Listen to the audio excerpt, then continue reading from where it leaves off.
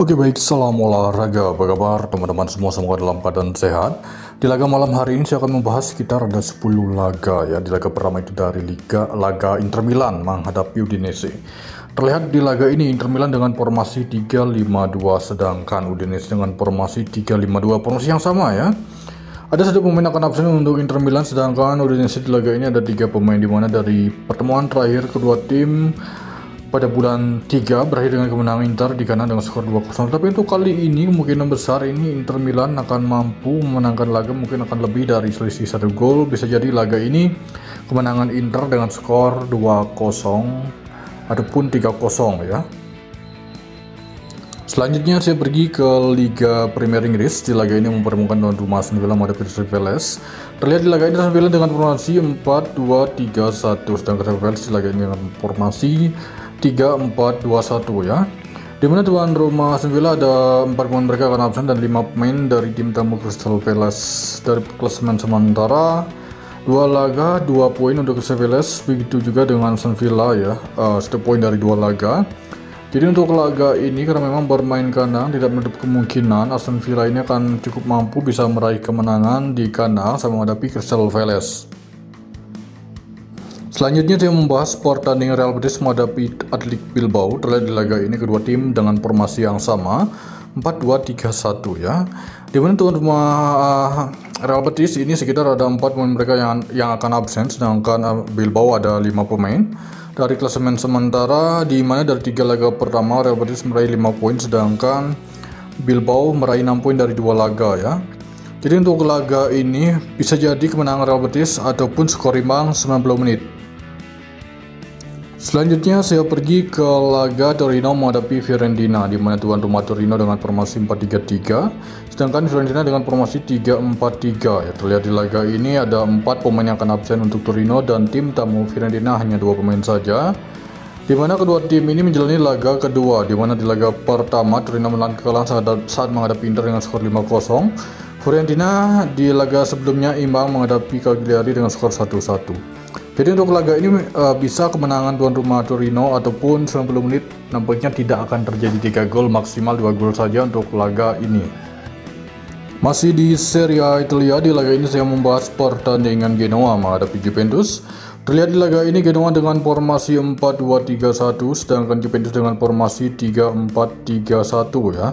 Terlihat di laga ini ada 1 pemain akan absen untuk Genoa, sedangkan Juventus di laga ini ada 4 pemain.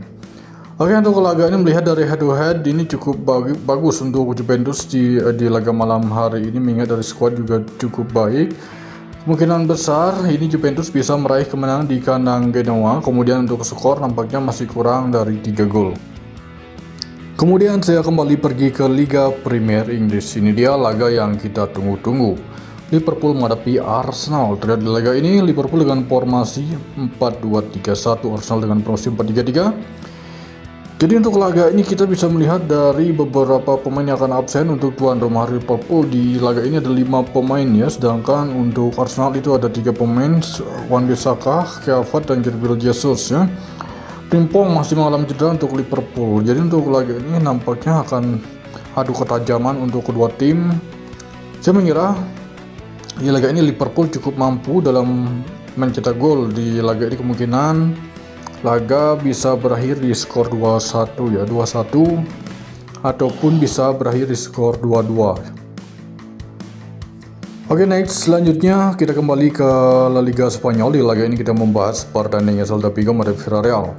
Celta Vigo dengan formasi 3-4-2-1, sedangkan Villarreal di laga ini dengan formasi 4-2-2. Terlihat di laga ini untuk tuan rumah Celta Vigo ada 3 pemain mereka yang mengalami cedera, sedangkan Villarreal di laga ini ada 5 pemain. Dari klasemen sementara, dari 2 laga pertama untuk Celta Vigo mereka meraih 2 poin saja, sedangkan 2 laga berikutnya untuk Villarreal itu 6 poin ya. Head to head terakhir kedua tim sudah sempat bertemu pada bulan 4 berakhir dengan kemenangan Celta Vigo dengan skor 3-0 di kandang.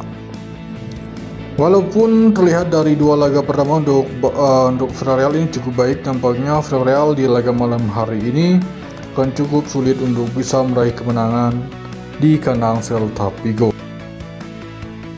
Selanjutnya saya membahas pertandingan tuan rumah Wolfsburg menghadapi Mainz dari Bundesliga Jerman. Di mana Wolfsburg diprediksi akan menggunakan formasi 4-2-3-1, sedangkan Mainz dengan formasi 3-4-3. Terlihat di laga ini untuk tuan rumah Wolfsburg ada 4 pemain yang akan absen, sedangkan untuk kubu tim tamu juga 4 pemain. Dari klasemen sementara, di mana di laga pertama Wolfsburg meraih 3 poin, sedangkan laga pertama Mainz menelan kekalahan, di mana pada waktu itu Wolfsburg meraih kemenangan sama menghadapi Heidenheim, sedangkan Mainz di laga sebelumnya menelan kekalahan sama menghadapi Cologne. Untuk laga ini kemungkinan besar kedua tim akan mampu mencetak gol bisa jadi akan ada 3 gol, bahkan bisa lebih di laga ini. Kemudian memasuki di laga ke-9, saya membahas pertandingan Nottingham menghadapi West Ham. Terlihat di laga ini tim yang diunggulkan untuk bisa memenangkan laga nampaknya di tuan rumah Nottingham. Terlihat Nottingham dengan formasi 4-2-3-1, sedangkan West Ham di laga ini dengan formasi 3-4-1-2. Mengenai dari beberapa pemain untuk tuan rumah Nottingham Forest, ada 1 pemain mereka yang akan absen, sedangkan untuk West Ham di laga ini ada sekitar 4 pemain saja. Head-to-head terakhir di mana pada waktu itu kedua tim sudah sempat bertemu pada bulan 5 berakhir dengan kemenangan tim tamu West Ham dengan skor 2-1.